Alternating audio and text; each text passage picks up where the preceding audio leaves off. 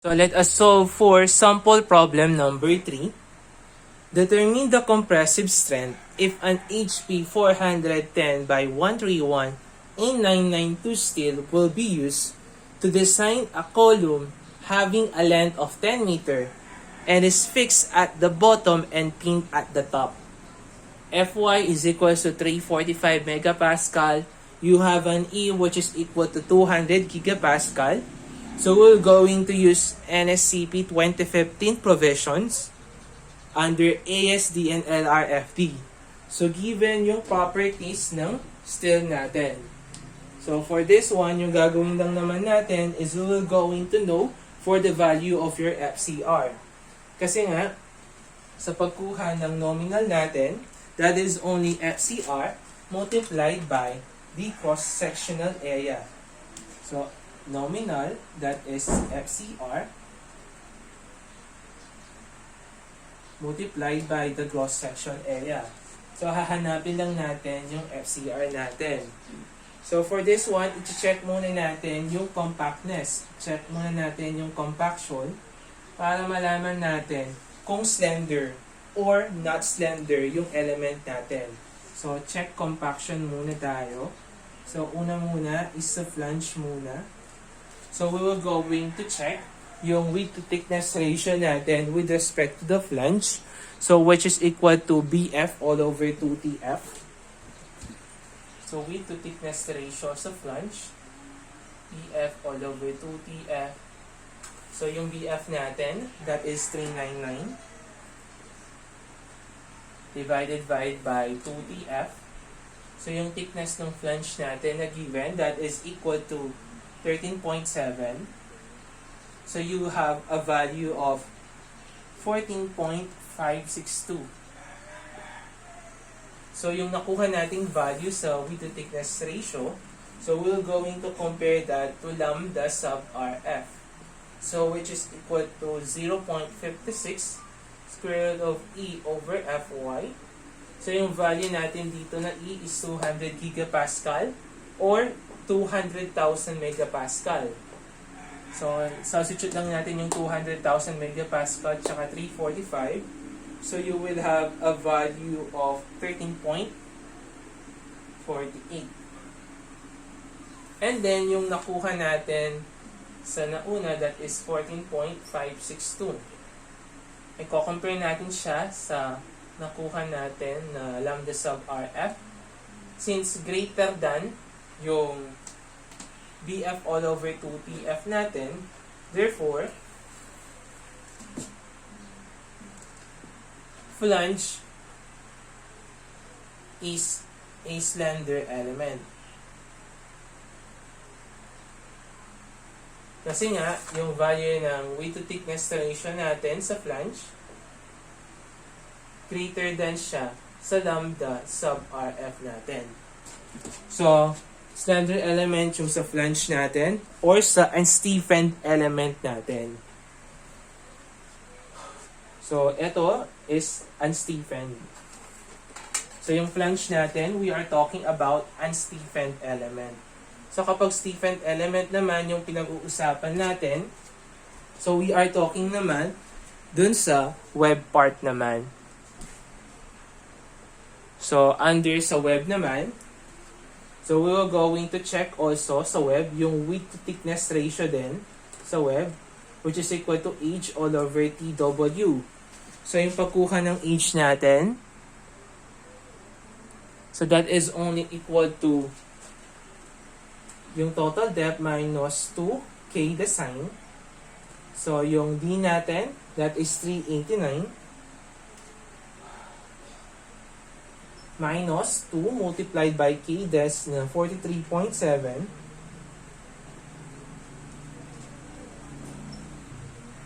So the value of your H is now equal to 301.6 mm. And substitute natin dito all over yung thickness ng web natin, that is also equal to 13.7. So yung value ng width thickness ratio natin sa web is 22.015.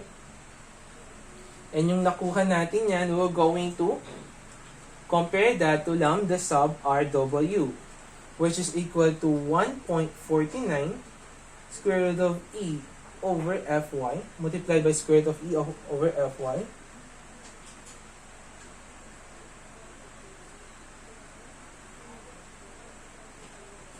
which is equal to 35.87.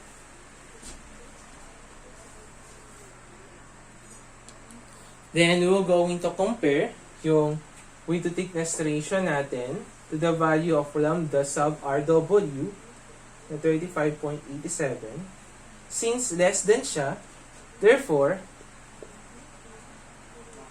compact, we have a compact web. So, kapag compact yung section natin, therefore, we have a not slender element. So, for this one, meron tayo slender na flange, tapos not slender na web. So, for this one, yung susundan natin yung sa section 505.7 ng NSCP 2015 or the flexural buckling of members without slender elements. So, for this one, so yung co-compute natin dito, same lang naman yung procedure natin. Kaso nga lang, yung nagkaiba lang, meron na tayong reduction factor. So for this one, hanapin muna natin yung value ng reduction factor natin.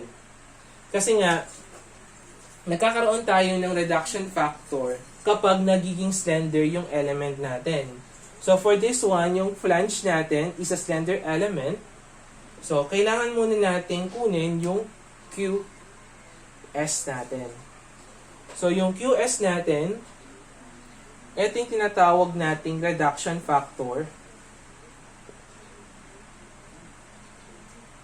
Reduction factor natin, considering sa mga unstiffened element natin. Since yung flange natin is an unstiffened element, kaya QS yung i-compute natin. Para malaman natin yung value ng reduction factor natin, so hanapin muna natin yung width to thickness ratio ng flange natin. So for this one, yung width to thickness ratio ng flange, that is 14.562. And i-compare natin yan sa 0.56 square root of E Fy. So, yung 0.56 square root of E over Fy. So, yung na-compute natin kanina yan na 13.48. And also, meron pa tayong isang kukunin, yung value natin na 1.03 square root of E over Fy. So, yung value natin dyan, so, substitute mo lang yung E, equals to 200,000. Tapos yung Fy naman, that is 345. So you will have a value of 249.799. Since yung width to thickness ratio natin sa flange, so kung titingnan natin siya,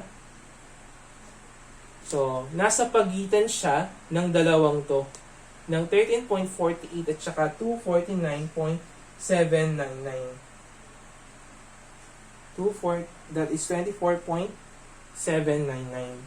So, since nasa pagitan siya, wherein, yung width to thickness ratio natin, so, less than siya, dito sa 1.03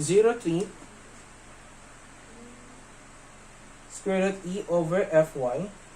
And also, ito naman, that is greater than naman siya sa 0.56 square root of E over Fy. Or kung ilalagay natin yung mga numerical values niya, so we have yung width to thickness ratio na 14.562. So, less than to sa 24.799. And at the same time, greater than naman siya sa 13.48.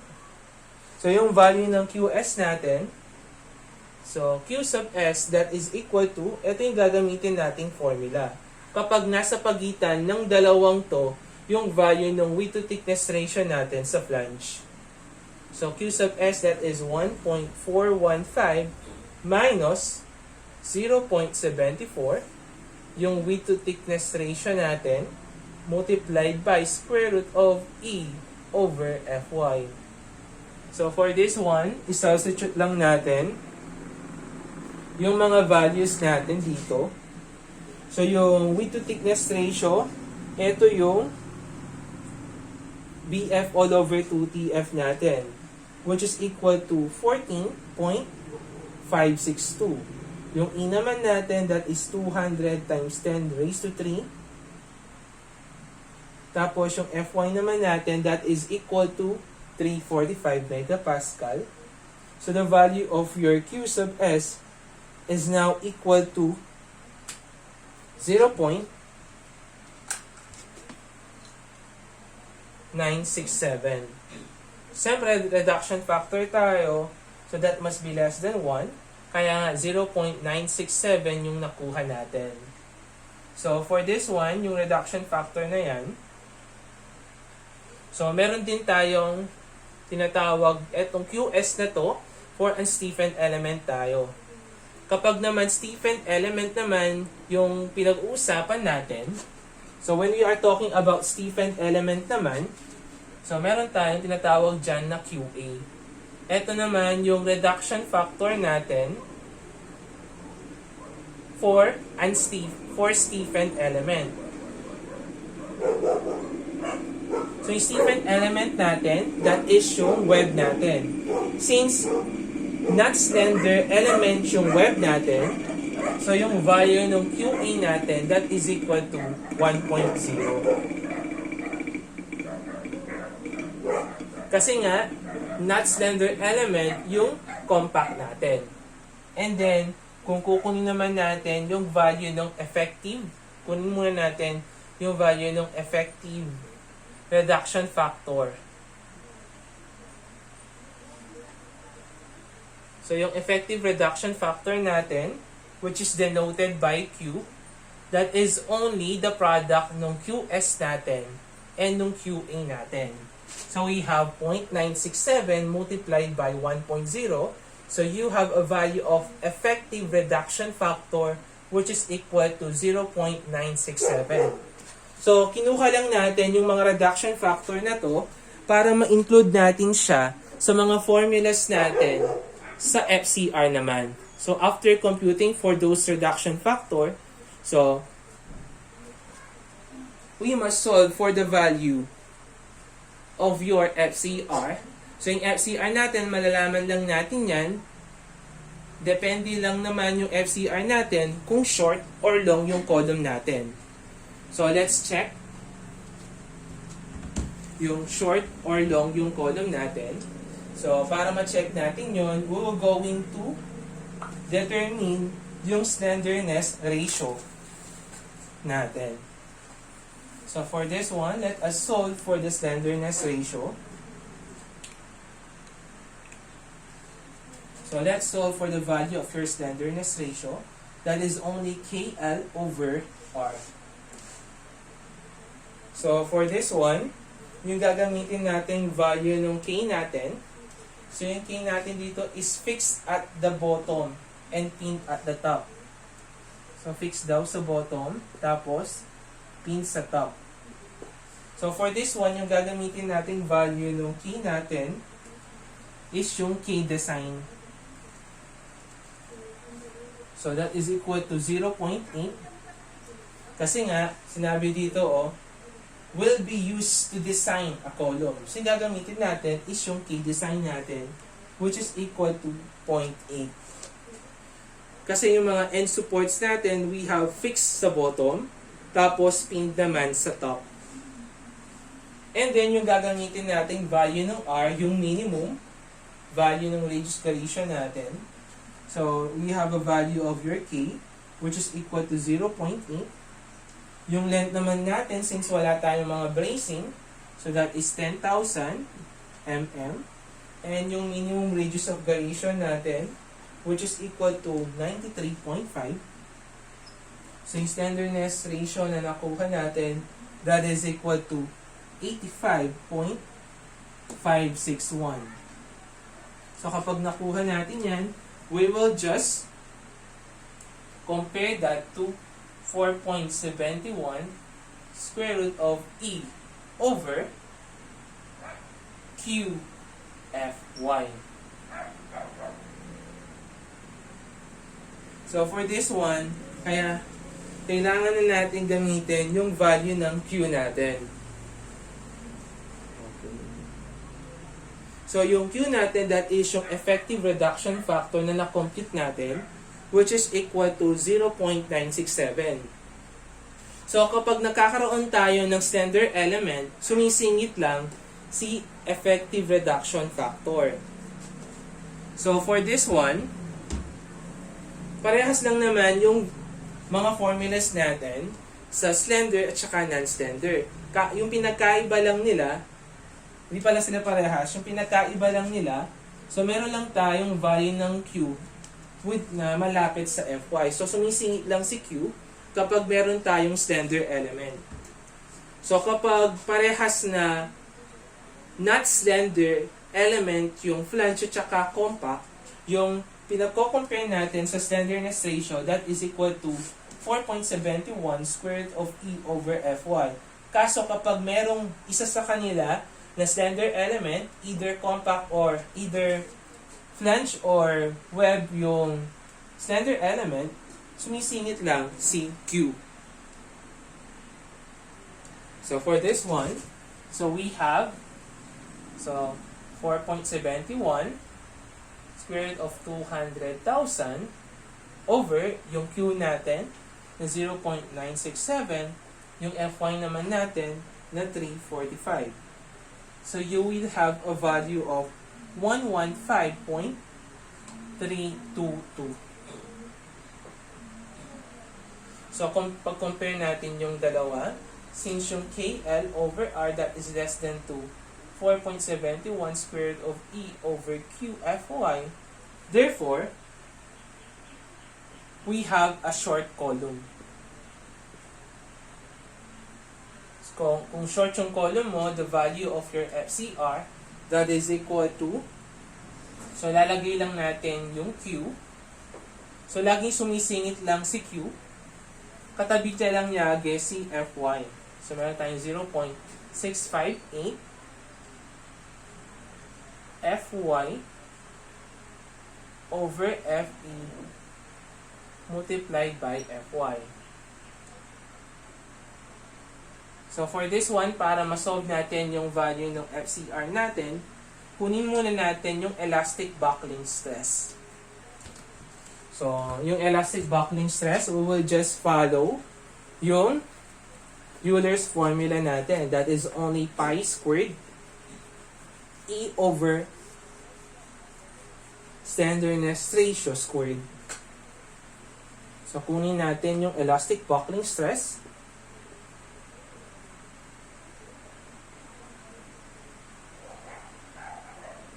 So, pi squared, yung E natin, 200,000. Yung slenderness ratio natin, that is equal to 85.561. So, you have a value ng elastic buckling stress natin na 269.636 megapascal. And one way din, sa pagdetermine kung short or long yung column natin, we can use yung Fe din. So, compare natin yan sa 0.44 Fy. So, yung value ng 0.44 Fy. So, kapag ginagamit natin yung Fe natin, kapag dinedetermine natin kung short or long column tayo, so sumisingit lang si Q kay Fy. So, meron lang tayo yung Q. So, kapag parehas na not slender element, yung flange at saka web, ito yung ginagamit nating criteria. Pero kapag merong isa sa kanila na slender element, so gagamitin nating criteria is 0.44, tapos isingit lang si Q kay Fy. 0.44. Yung value ng Q natin, which is equal to 0.967. And yung value ng Fy natin, so we have a value of 146.867 megapascal. So for this one, since yung Fe natin greater than siya sa 0.44 QFY, therefore, short column tayo. Okay? So, substitute lang natin.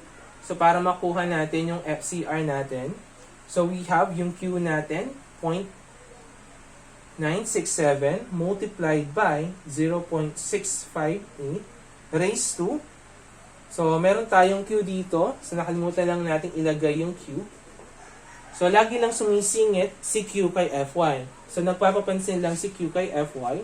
That is the reason kung bakit yung meron tayong Q dito, kasi nandito si Fy. So pwede mo silang pagtabi para hindi ka marito.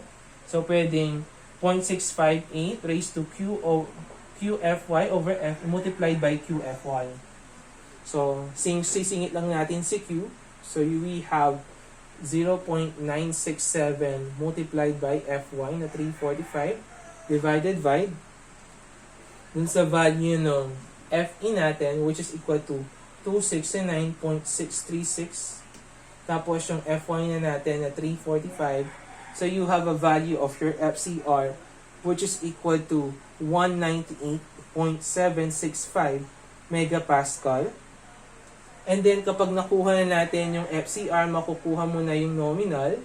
So, that is only FCR multiplied by the area na 16,600. So, divide mo lang by 1,000 para maging siyang kilonewton. So, you will have 3,299.499 kilonewton. So, we have to approach here. So, para makuha natin yung design strength. So, kapag design strength, that is LRFD. Kapag allowable naman, that is ASD. So, multiply lang natin ng reduction factor. So, yung reduction factor multiplied by nominal. So, yung design strength natin, that is 0.9 multiplied by nominal. So, yung design strength natin, that is equal to 2969.549 kilonewton. And yung allowable naman natin, that is nominal, divided by factor of safety. So, we have 3,299.499. Divide lang natin siya sa 1.67. So, we have an allowable strength which is equal to 1,975.748 kilonewton. So, for this one, ito lang naman yung dalawang values natin for the design strength and for the allowable strength. So, ganun lang naman yung pagkuha natin ng value ng FCR natin kapag merong slender na element between the flange and the web.